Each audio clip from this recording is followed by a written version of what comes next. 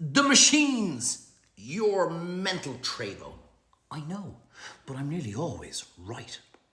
Well, that's what I tell my wife anyway. About 15 years ago, I did a blog. Remember those things when you used to just write shit and send it out to the old intertwet and see who enjoyed it? I came up with this thing of tax the machines because they are replacing humans in the workforce and contribute zero to society, clearly, yet are doing the work and nobody's getting any money out of them. And it got quite a mixed reaction, and a lot of people said, don't be so stupid. A couple of ATMs aren't going to bring down the old economy or aren't going to bring down the workforce, or, you know, you're talking more dribble and all that kind of shit. And then a couple of people went, actually, that's a pretty interesting theory. And actually, even a few people took my idea and kind of added to it and made it like their idea. And it started getting quite a lot of attention. It then died out. I wonder why. And now we are on the verge of the AI revolution. It's actually kind of already started. But I recognize, as I did in another post, by the way, if you're new to my channel, there's a load of people here that are tuning in and watching, and go down through all the other videos. I've come up with some cracking shite, I have to admit, over the last year or two. Some interesting concepts, some interesting theories. Might be, you know, worthwhile having a look at a few of the videos. Anyway, I said to myself yesterday I had to go to Penny's to buy new underpants, and unlike all you rich folk, I don't feel the need to put a label on a fancy pair of jocks that nobody's ever going to see. So I'm quite happy with Dunay's Boutique, as we used to call it back in the 80s, Dunn Stores, or Penny's, which is right across the road from me here in the restaurant in Killarney. So over I go. And I haven't been in, I know, probably the last time I bought a pair of jocks. So it was about a year ago. And I said the last time I went in, they always had about 15 to 20 cashiers all lined up in one go. Yesterday when I went in, there was about 3 or 4. And on the right-hand side, they have self-service, card only. And that card only thing always rings huge alarm bells with me. But anyway, self-service, so you go in. And as always, huge queue to deal with the actual person, and nobody in the self-service section. But I said to myself, okay, this is actually worse than I thought. So I get up to the cash register and I say to my man, I said, you do realize you're next to go? And he goes, well, actually, no, I'm not really. I'm perfectly safe, because what we've done is anyone who used to use the tills is now on the floor. And I said, yes, for now. But as soon as you guys start leaving, none of you will be replaced. And the workforce in this particular shop is only going to get smaller and smaller, thus leaving more people in search of employment that at the moment doesn't exist. Worrying thought. So why are we taxing the machines? Well, let's just say I have two options. I walk into a bank and I can go to an ATM to take out €100, or I can go up to Johnny whoever and take €100 out of him.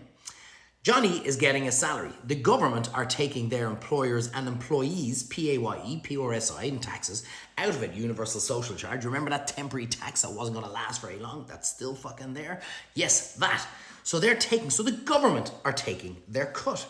Johnny is heading out for maybe a pint on a Friday night, although that seems to be diminishing too as we speak. But he's definitely going to a supermarket, buying his shopping, and definitely contributing some of his salary into society. However, the ATM, when we pull down the shutter in the bank, just the ATM, doesn't go out, doesn't do anything, yet is still doing the exact same job as Johnny. And eventually, Johnny's going to be replaced by another ATM. And now we've lost his salary that is going into society and getting nothing from the machines. Now, this is just the very start of things to come. It has been gradually creeping in more and more and more without us even really realizing modern technology. Remember before you used to go to a travel agent and you used to deal with somebody and they'd do all the booking for you? Now we do it all over the internet. Now there's probably somebody on the other side of it, but travel agents are getting smaller and smaller and smaller because we're doing it all online. Put that concept into everything online and there are less and less people working because, well, basically we don't need them. The machine and the computer can do it first, but we're getting no money out of these machines that are doing the job that the human used to do.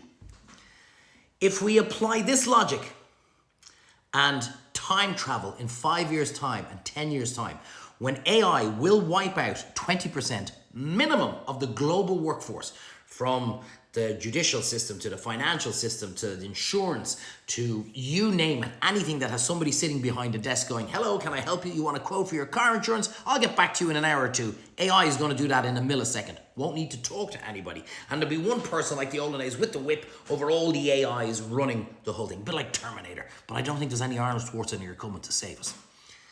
So what do we have to do? Well, think about it. The money that was being created and generated by all these employees throughout the entire globe is now gone. Where is that money coming from? The big boys, the guys who are running and who are actually directing the show with AI, are telling the government, no, we're not doing that because we're so big. We lobby you and we actually tell you what to do. And that's the frightening thing. So what does this mean? Well, it means at some stage, everything explodes, everything collapses, everything implodes, whatever way you want to explain it, because the money simply isn't there.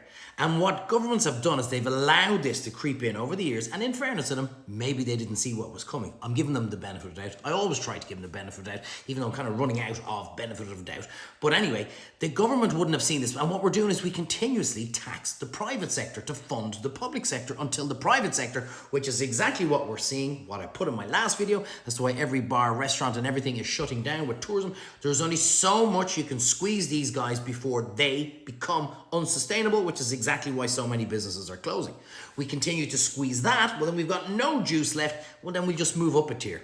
And this is when people turn around and say, oh, shut up, moaning, it doesn't affect me. I go to my job every week, Monday to Friday. Okay, I might be down 20 quid a week, but still, I'm flying. I don't give a shite if your restaurant is empty. I don't care if nobody's drinking a pint anymore, but think about it. Think about it. You're actually down a lot more than your 20 quid. Reason being is because it's now so much more expensive to run your life. But what are they going to do when they can't squeeze my balls anymore? They're coming after your balls. Well, I identify as a woman. I don't care. You still have a set. They're coming after you no matter what. They're coming after your cash. So now you might be down 40 quid a week and things are still getting more expensive. And then you'll be down 60 quid a week and things get more expensive until your nuts are now devoid of anything else that can be squeezed and gotten out of.